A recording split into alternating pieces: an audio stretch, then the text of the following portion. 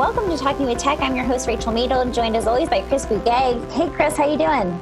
I'm fantastic. How are you, Rachel? I'm good. I'm so happy. It feels like it's been a while since we podcast recorded, and I just am so happy to see your smiling face. Yes. When we don't get to record on a weekly basis, and like when a week goes by, I feel like I miss out because there's stories that I need to share with you, and I need to talk to you about them and just say, oh my gosh, you got to imagine what happened today. I can't wait to tell you what happened this week. Yeah. So let's dive right in. What's been going on? What stories do you have for me?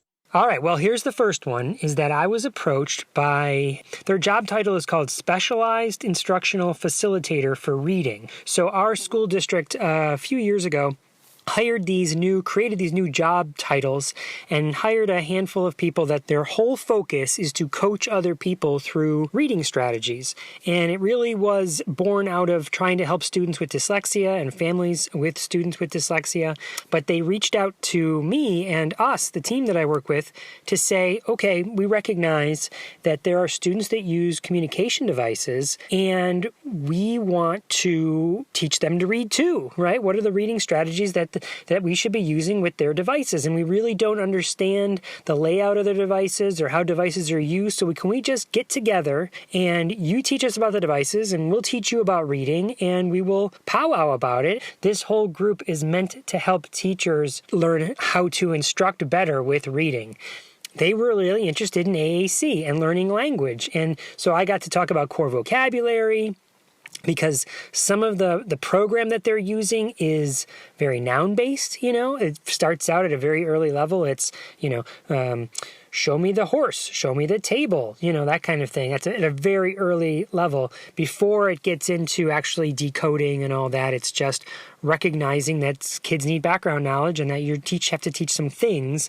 And so we talked about like the role of the teacher could be there as far as modeling on a device and what they might say verbally and what they would push on the device as far as giving instructions or modeling. So yes, you might still be, show me the horse, but on the device, you might be saying, show me, so you're modeling show and you're modeling me. And so it was just such a win-win-win situation because, and I was so excited that we didn't have to go out and promote it. People came to us. Like they're starting to recognize that as these devices become more prevalent in the world, yeah, right, we got to teach these kids literacy too. We got to teach these kids how to read and we want to be a part of it. And it's just such an exciting thing. I love that. I just did a consultation today with a student on not using robust AAC. This is a sixth grader. And so high, this kid's receptive language was so high. And I was like, we need to teach this kid how to read. Like, we need to start using literacy. Literally, dear listeners can't see this, but I was using this keyboard with him. I'm holding up a big blue keyboard, like a wireless Bluetooth keyboard. And he did amazing. And it's just like, how? I share that story to say that I'm so happy that you had that collaboration. And I think more of that needs to happen in the future. And I asked Dad, who came to the consultation, and I'm like, so, how is he as far as reading and literacy? And he's like, I have no idea. I'm like, how? What? And it's just like, yeah, I don't know. He's like, every teacher said oh, we can't assess it and we don't really know what he knows. And I'm like, no. There's a better way. I'm happy you're here. Let me tell you some things about literacy and AAC. So, I have a very similar story there is that I got called out to observe a student. I don't think I've shared this story yet. In my current role, I am sort of the specialist that doesn't work in an individual school anymore. So I work in all the schools. And there's my former role, the Specialized Instructional Facilitator for Assistive Technology. They're the ones who work in the schools directly. But one of them called me out and said, Chris, you got to see this kid with eye gaze. You just got to come see it. And they had gotten a PRC device and they were just trying it with her for the day or maybe a couple days. But this was the first day they were trying with this girl who is a preschool student. And they put the device in front of her and they weren't using the Unity system or any sort of AAC really. They were just playing the eye gaze games, right? So the way it's set up is that, there's different ones you help I think it's an animal cross a bridge or something like that. And so you look up to watch the animal go over the top bridge and look down to make it go over the bottom bridge, something like that. And one of the games that they have are all of these balloons that float up from the bottom of the screen. And on each of the balloons is a letter. And then in the top left of the screen, another balloon appears like in a little window, and the letter is said out loud, and the letter matches one of the letters that's on the balloons on the screen, right? So let's say it's like a green S. Well, there's a green S of maybe out of a field of 4 or 5 other balloons floating around. So the girl or the client or the patient or student or whatever looks to the top left, sees the letter is, and then goes and matches it. And it has an auditory cue too. So it's like, find the S, And so she was finding them and they're like, oh my gosh, she knows their letters. And I was like, well, wait a second. Does she know her letters? Because it's like a matching exercise, right? She's just finding, maybe she knows colors, like that color and that color, or maybe that shape and that shape, and she's matching that way. So we took an index card and we covered the top left-hand side of the screen so that she could only hear the auditory. Now it was find the F. Find the G, and she was still finding them. And then we were all just like, oh my gosh, she does know her letters. Oh, like it was just this exciting moment. Like, yes, well, we should be teaching you. Let's make a goal right now. We should be teaching you these letter names, and where can we go from here, right? The speech therapist wasn't in the room at that time, but we rushed out and grabbed her like, whatever session you're on, forget it. Come over here right now. We're going to write a goal. We got to see this. You got to see this. And then, of course, she had been doing the eye gaze for a while and got a little fatigued, but she was still matching and still finding the letters based on just the audio. It was an incredible moment. Oh, I love that. And it's just a perfect lesson. I feel like so often kids rely on these compensatory measures, right? So I have so many kids with autism and parents are like, oh, he knows this, he knows that. And then I'm like, wait a second, like, I feel like you have to kind of be a constant questioner just to make sure, like, we really want to see what a child knows, and those visuals are so easy. Like, okay, like, I think they might, maybe she's just matching. But then, of course, changing and morphing the task into something that really assesses, is she actually listening, right? So often I do that. I recommend that with parents who, when they're giving directions. So often we give directions and we're gesturing, right? Like we say, sit down, but we're pointing to the chair. So really just being cognizant of those things, taking them back and seeing, if I just use auditory only, is the child listening to the language and following through? But it's so great, because I know you can relate to this. How many times has like a teacher been like, oh, they can't do that. They don't know their letters. They don't, X, Y, Z, fill in the blank. And so it's just so exciting and awesome to see, like, given the right technology, now we know, right? Now we know, that she knows her letters, which is just, that's why we do what we do, right? Yeah, for those moments, right? It is fantastic. So now I had another thing happen this week. So I got to present down in Stanton, Virginia.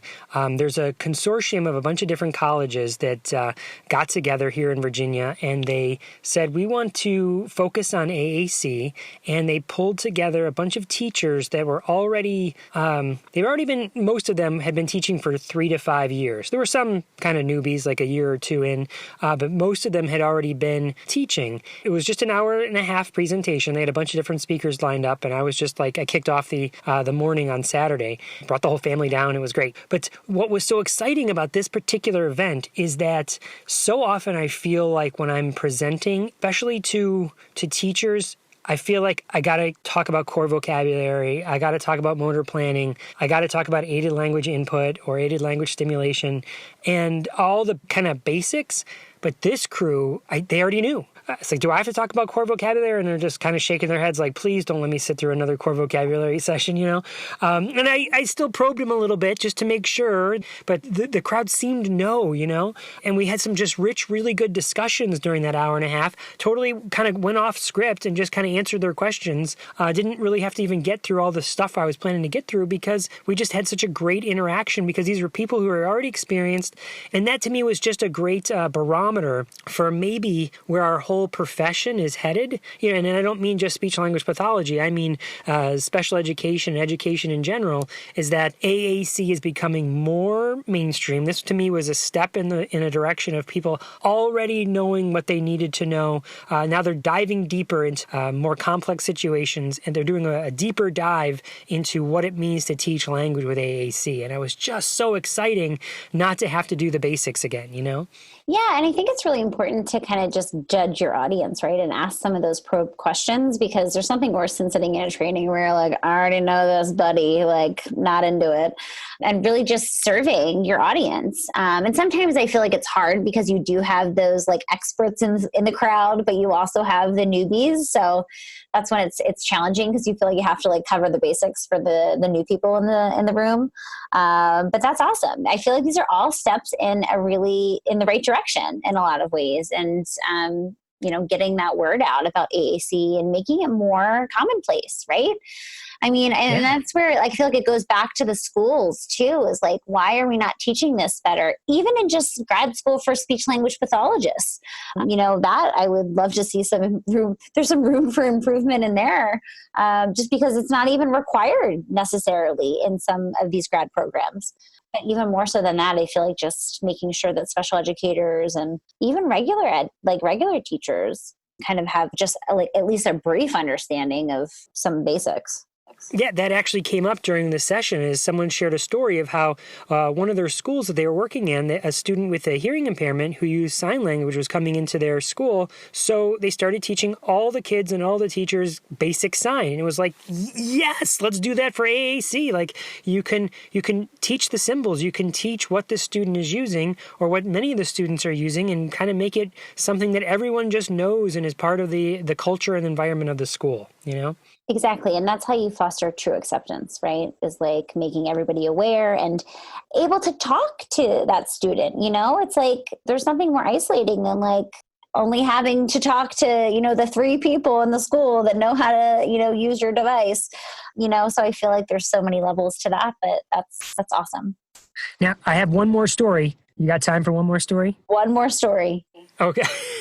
So I ended that presentation with the idea that you've heard me talk about this before, coding. I want kids who are using AAC devices to learn how to code and use robots, right? We've talked about that before. So tomorrow, that was kind of my last point during the presentation, but tomorrow in our neck of the woods, there's a conference.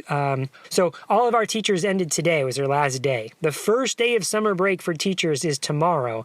And for the last, 10 years or so, our school district has put on a large conference on the first day of summer break where people can just come if they want to come. And it's always packed, and there's super energy around it. And I always do multiple presentations. Our whole team is putting like board tables together where people can come and see all this different stuff laid out on the table of what we do and what we provide and what we coach people through. But I am doing a session on, and there's actually 2 sessions on it. One of my colleagues is doing it with one of those specialized reading people that I was mentioning, on using coding and robots to teach language. So 2 sessions at this conference on that. And so we're super excited about it. I'll have to come back next time and have to tell you how it goes, because that session is tomorrow, right? Chris, can I come? I want to come to that. I want to learn. Absolutely. Come on over. Get on that plane. Yeah, just a short little flight. Oh, I love that. So Chris, who did we interview today? So here's a special thing, Rachel. No interview today. You know who it is? It's you and me and Lucas. So once upon a time, we recorded something called the Special Apps Update. It was a presentation back in 2018. And it turned out that the presentation really wasn't about apps. It was more about the AAC and the general philosophies behind how you select apps and all of that. And just really AAC Consideration might be a better title for it. That thing has not been shared publicly, meaning you can go and you can sign up for the course over at exceptionaled.com. This episode is the first half of that presentation. And after you're done listening, you could go over to Exceptional Ed and still sign up, and you could take some of the questions and get credit for having participated in the course. We're just giving it to you for free here now. The content is free. Paying for the test and getting the CEUs, that's something you have to pay for. So this is part 1 up here next. And then the following week, we'll have another banter and we'll have part 2. Awesome. So if you're interested in earning CEUs for our podcast, we're really excited that we can offer that to you. So definitely listen to this week's episode and next week. And then you can just head on over, pay $25, and you can get yourself a CEU certificate saying that you did a CEU course. So we're definitely going to be offering a lot more of those this summer and ongoing for you guys. So Rachel, how does everyone find everything? So we've made it really easy. All you have to do is go to bit.ly/tech-CEU, and you can find all of the CEU courses that we're offering. So if you've listened to one of our podcasts and you want to have the link to go take the quiz, just go to bit.ly/tech-CEU and you will find everything we've done. And if you guys haven't already, please join our Facebook group. We have, oh my gosh, I think like over 1,500 people in there now. It's a really great place to ask us questions. There's also really lively discussions going on in there about AAC and how to implement things. And I just love our growing community in there. It's really cool to have interactions with you guys because, Chris and I, we come on, we talk every week, but the coolest part is being able to, interact and answer your questions and comment on things that you are finding interesting. So just search Talking with Tech and you can join our group. So without further ado, here's the special apps update from 2018.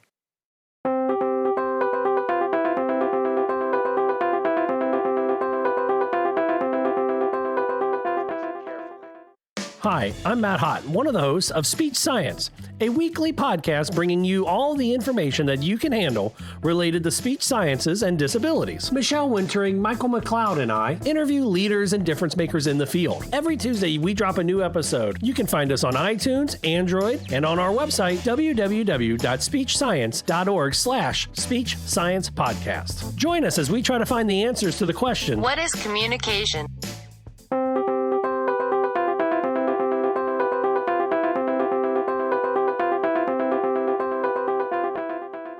Hi, I'm Mei Ling Chan. I'm CEO and co-founder of Exceptional Ed.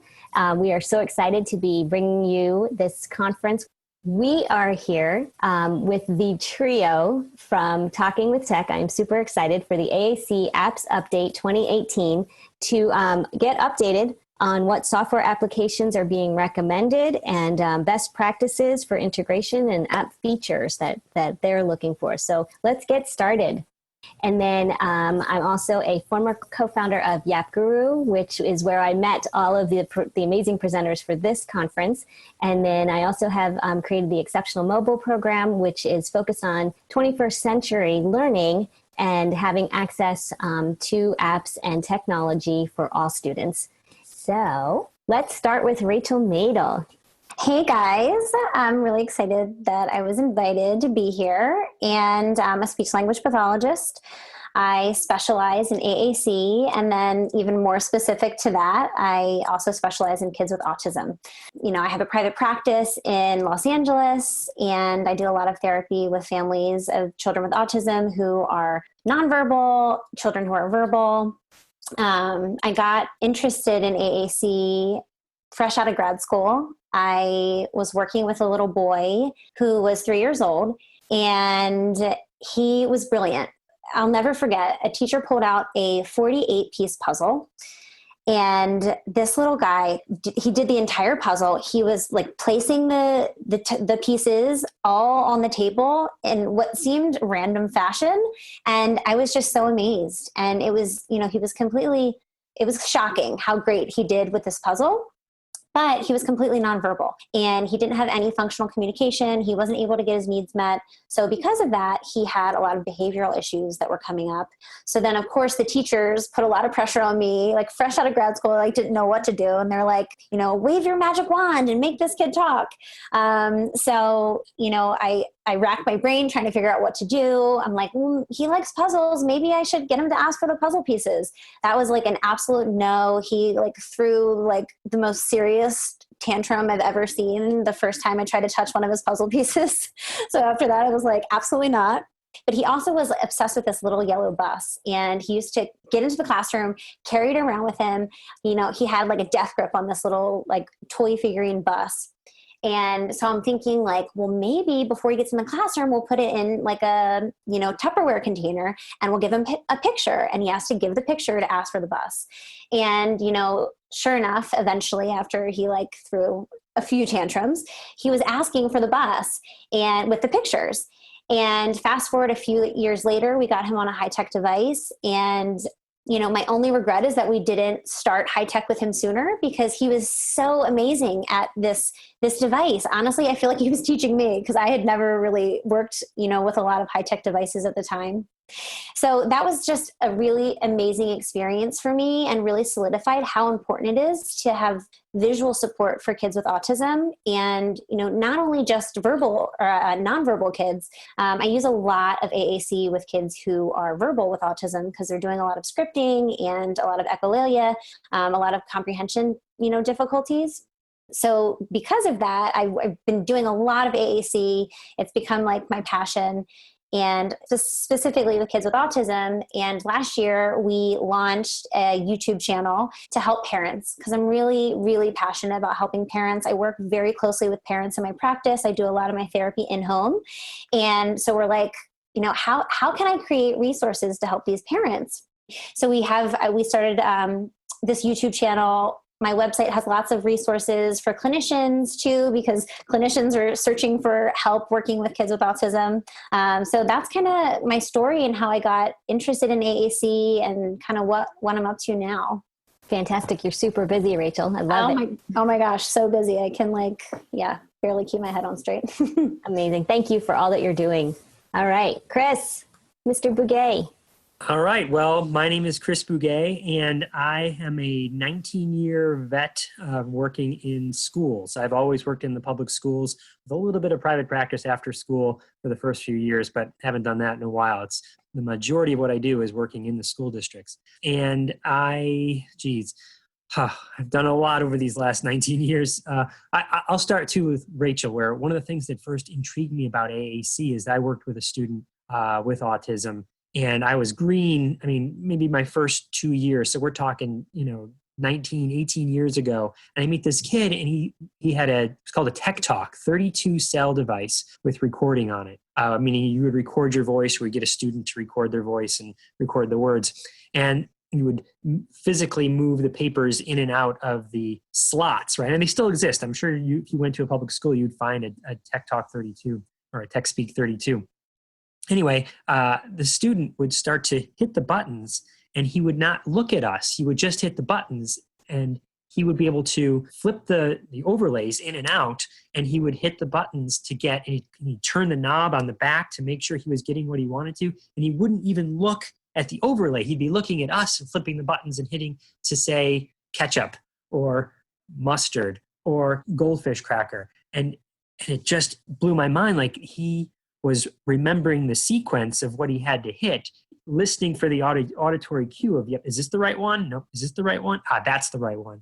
And it just made me really rethink how I'm looking at pictures and how is he looking at pictures. And he's not even looking at pictures, and all I have ever been taught is about how using pictures. So it really got me interested in AAC. And because of that interest and some other being interested in technology, about 3.5 years into my practice in the public schools, they asked me to become one of the founding members of the assistive technology team. And so there were 5 of us that started the team in our school district, and I was the speech therapist. There was 2 occupational therapists and then 2 other educators. And we turned that team over the years. It has blossomed into being more than 10 people. And over those years, my quest for AAC has continued. And of course, things have changed over the years.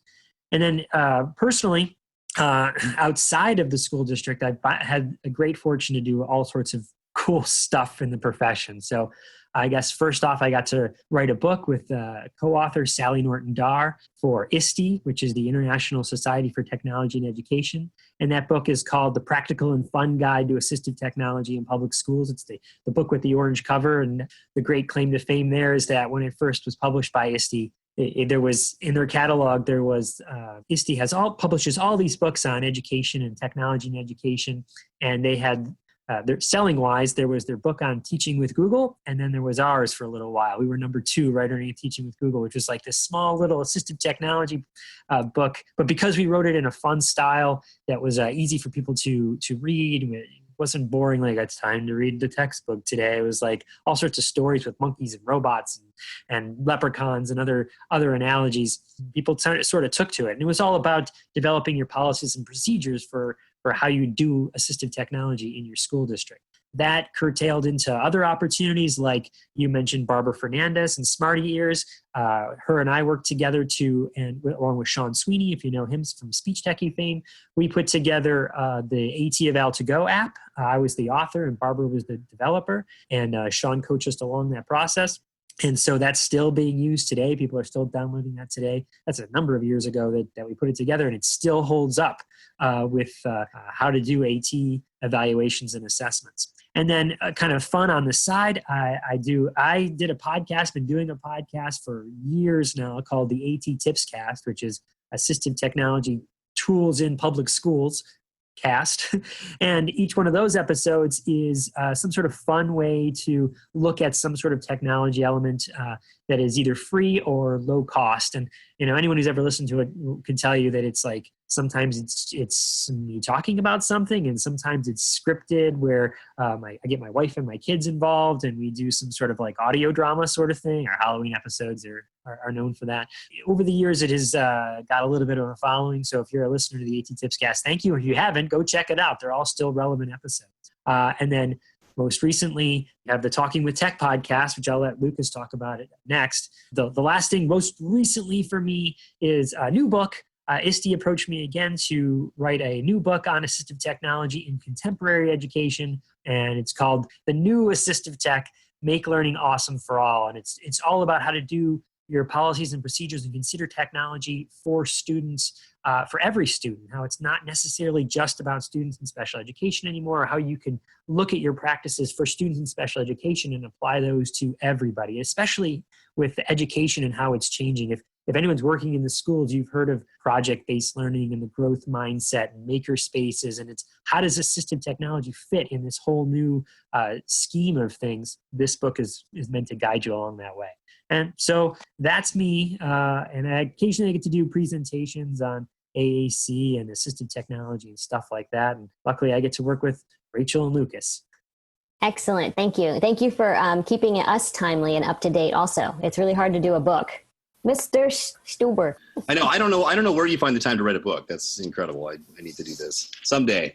Although mine's going to be some bad novel probably. Well, so my name's Lucas. What does the slide say about me here? What did I do this time? Oh yeah, I did those things. So I'm a speech language pathologist as well. We made kind of a conscious decision to present what would normally be like disclosures for a conference in a narrative format this time. And I'll tell you part of the reason is because, and I know you folks that have enrolled for this webinar, you're already engaged. But part of the reason is because we really want to compel people, and SLPs particularly, to become specialists in AAC because it's incredible. It's so rewarding. You learn constantly. You get to see incredible growth. And because of that, we want to share a little bit of the background of why we chose to do that. So I actually was a computer science major originally until the math hit. And didn't make it all the way in undergrad. So I switched. I was forced to take an elective class in linguistics. I was forced to take an elective, and I chose linguistics and immediately fell in love and ended up getting my bachelor's and my master's degree in applied linguistics. And in my thesis, I studied basically a large computational analysis of language samples of children diagnosed with schizophrenia. And found really interesting stuff and was talking to one of my professors about it. And he said, that sounds a little bit like Wernicke's aphasia. And I said, Verna, who to what? And so he said, maybe you should take a look at SLP, which is funny because even though I was so steeped in the language culture, I mean, it just goes to show how little known SLP can be, right? That I was really unaware. So went back to school, got some more debt and became a speech language pathologist. My clinical practicum, one of my first placements, I was working with a young girl with Rett syndrome who had really not a system that wasn't well suited for her, put it that way. It was very old, really clunky, not really being employed or modeled in the appropriate way. And so we got her updated, and I made it sort of a personal mission to make sure that she got something new. And the very first time she was using this, and this is somebody who before the sense was that it was unclear whether she had a reliable yes/no. Not only was she able to use the system proficiently, but she actually navigated down to the start menu and tried to get out of the communication app that we had on the Windows computer, which just blew my mind. This is a 17-year-old. not only to think of the power of sort of what we could build to bring into her life, but also of the tragedy of what she hadn't had, for so long prior to that. So that was probably I've been introduced to AAC prior, but that was where I said, okay, this is my thing. This is what I'm going to do. And it makes me think of this really powerful quote from Judy Heumann, and I'm paraphrasing here, but she said, for most of us, technology makes things easier, but for some people, technology makes things possible, right? And that's incredible. So as we talk about this being an apps conference and obviously an apps webinar, I want to emphasize that, a lot of what we're going to talk about, or what we already have talked about, isn't just specific to apps, right? It doesn't have to be a high-tech thing, but what's happened in AAC or in assistive technology generally in the last, even just 10 years, let alone 50 years, has really been incredible. So we're on the cusp of a real potential renaissance in terms of what we can do. So after graduating, I owned a chain of clinics for some time that specialized in AAC. Ended up selling those and working with an Indian development company out of Chennai called Avaz, which is Hindi for voice. And so I helped him to create an app called Free Speech, which is available on iOS and also on the Mac store. Avaz is also known for having created just the app Avaz, which is an AAC app, which is really fantastic. And I can't say I had a huge hand in that one, but I recommend it. We'll chat about it a little bit later. So I worked on that. In the time since, I've worked mostly as a consultant. I do still see clients locally, and I'm also working with a new company that is really intriguing called AAC Live, and I encourage you to check it out at aaclivenow.com, or even shoot me an email. We can talk about it. What we're trying to do is find a way to provide support in consulting and intervention and training in really rural areas or places where there are not AAC specialists, both within the United States and internationally.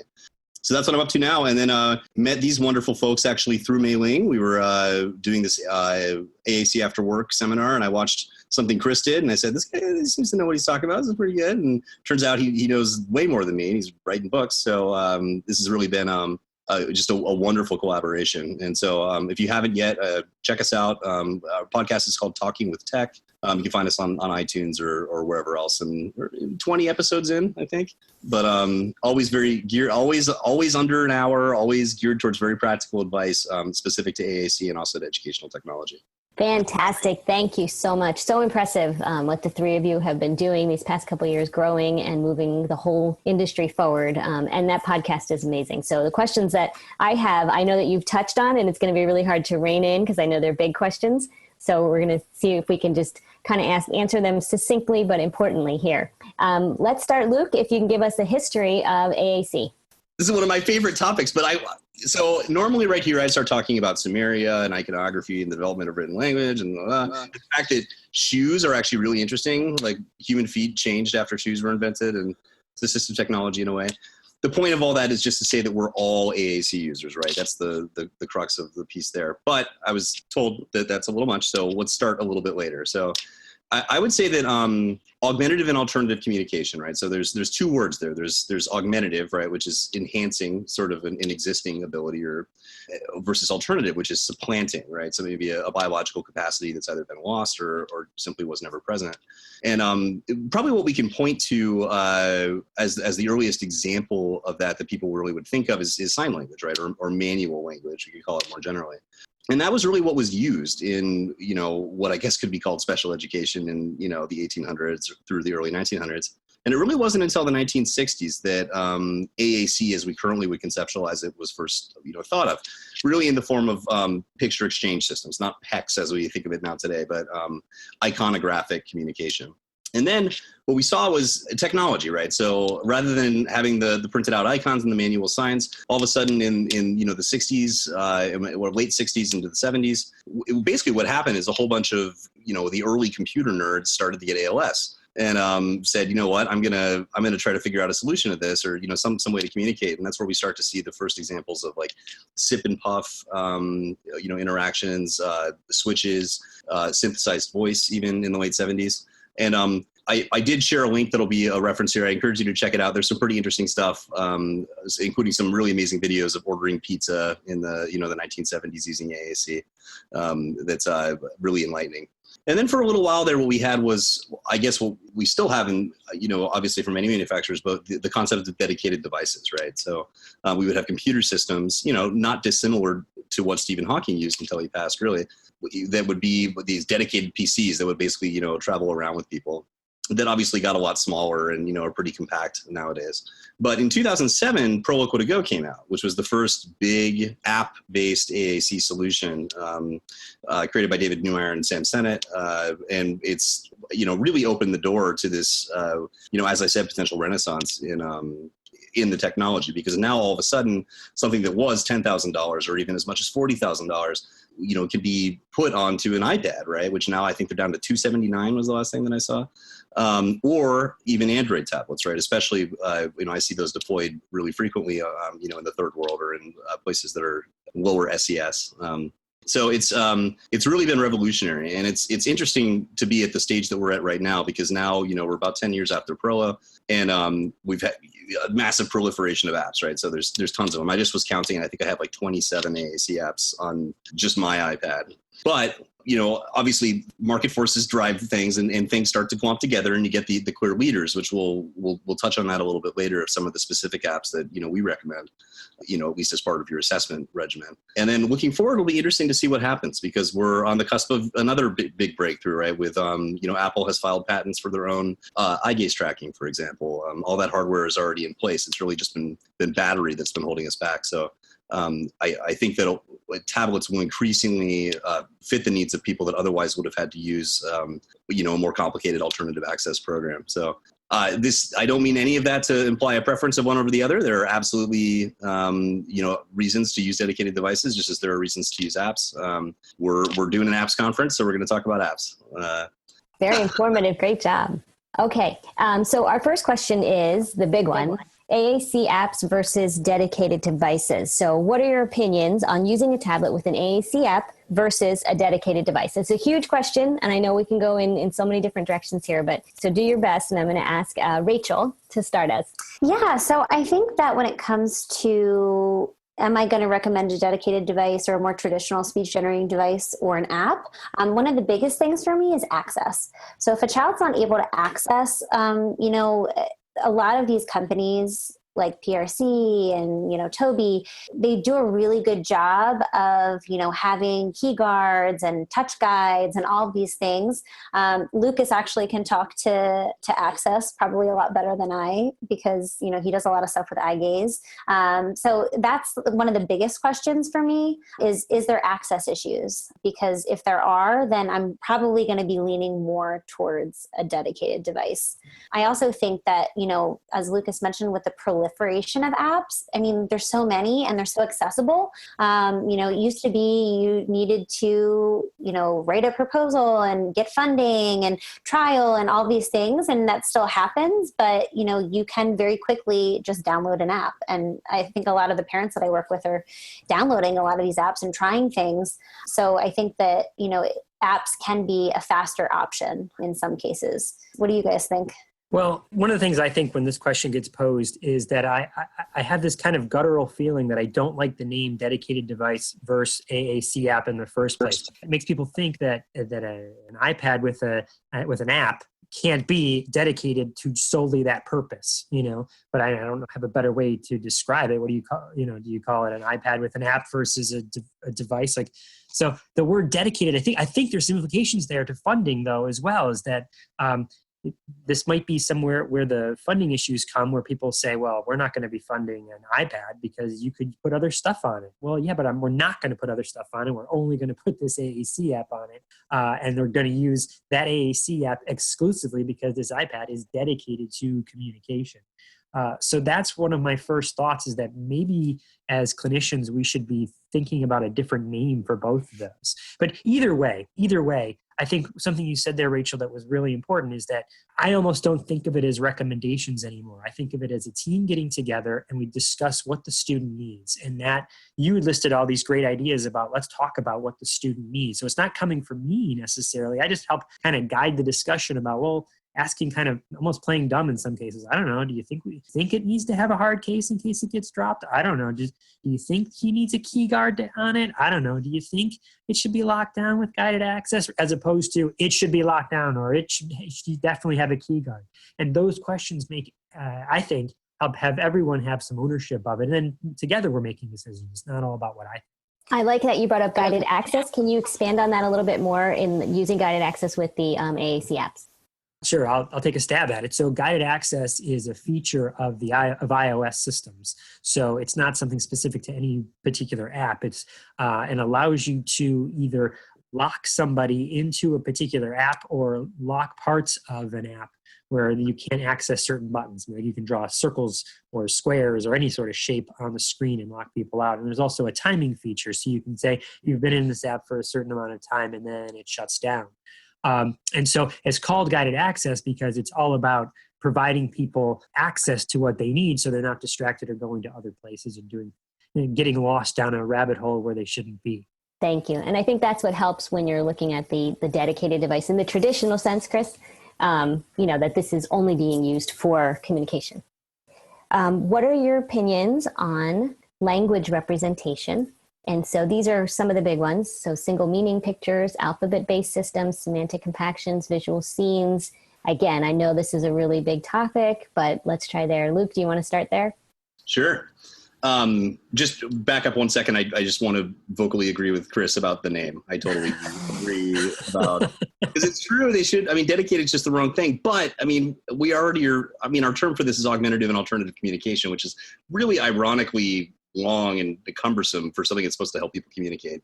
So if anybody has any better ideas, let us know, but not talker. I don't like talker because the person using it is the talker. Language representation. So there's, wow, this is such a big question. There's a lot of different approaches to this, right? And a lot of them are, oriented around a couple of the really consequential questions around AAC, right? So we need to make sure that we build a system that has embedded meaning to it, right? So just the semantic value, like making sure that the symbols or whatever we're using as representation, whether that's orthography, like an alphabet, or if it's iconography, that it's something that's salient for the user and has a real world sort of translation to it, if that makes any sense, a real world corollary. So that's the piece number one that we have to think about is conveying the meaning. Number two, we have to think about breadth of expression, right? So how many things can someone say? And are the things that they are able to say only those that we have provided to them, or are they able to, create novel utterances of whatever form? And so for me, then the end goal of any AAC intervention is to get to an alphabet-based functional literacy sort of level where you actually can spell the word love, for example, instead of having to find a heart that maybe ambiguously conveys the concept of love. And then you have access to a whole world, of language, receptively and expressively. And then the third thing is rate enhancement, which is just speed of access, right? So if it's really cumbersome to create an utterance, then that's just a pain, right? It's not very conversational, which is one of the goals really of semantic compaction, which is reflected in like the Unity system that's used by LAMP or PRC devices. All of this was a result of a study by, some folks a bit back trying to figure out what people say and, how to say it more quickly. Right here, right now, I don't think we're going to solve the question of which is best, right? Or what's the highest priority among these things. I think it really depends on clinical judgment and, what's most appropriate for the client. I also think that, these things go sometimes in stages. So for a kid who is not really understanding, icons or iconicity, we might start with something like a visual scene because that makes sense to that child at that given time. But then, like Lucas mentioned, we want to be expanding. We don't want to be stuck, with these single meaning photographs or visual scenes because it just doesn't allow kids the opportunity to say what they want to say, how they want to say it, when they want to say it, which is our ultimate goal, is to create autonomous, independent communicators. But I think they all can serve a purpose with specific kids because, in a given moment, we want a child to be able to communicate their most basic wants and needs and have functional language. So I think we have to look at it in kind of twofold. What do they need at that moment? But also what do they need to grow and expand?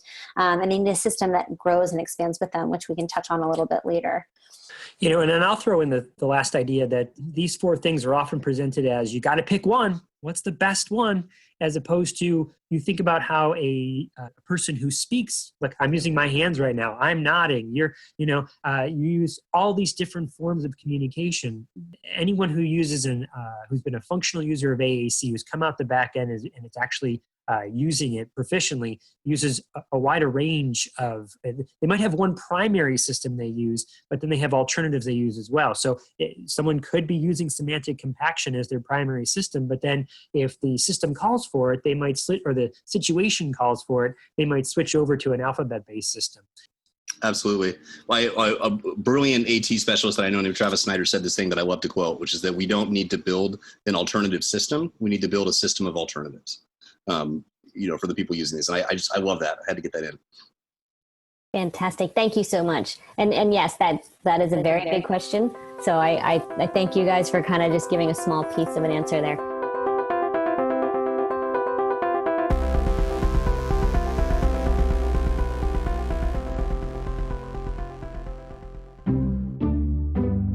You're listening to the Exceptional Podcast Network.